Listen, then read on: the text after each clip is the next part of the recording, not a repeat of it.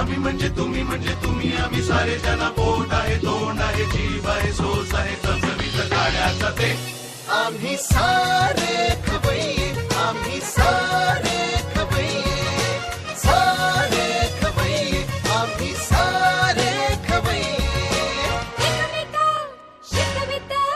नवे काही बनवावे किती किती चोचले ते जिभेचे हे पुरवावे छान छान देशी विदेशी पदार्थ जाणून घ्यावे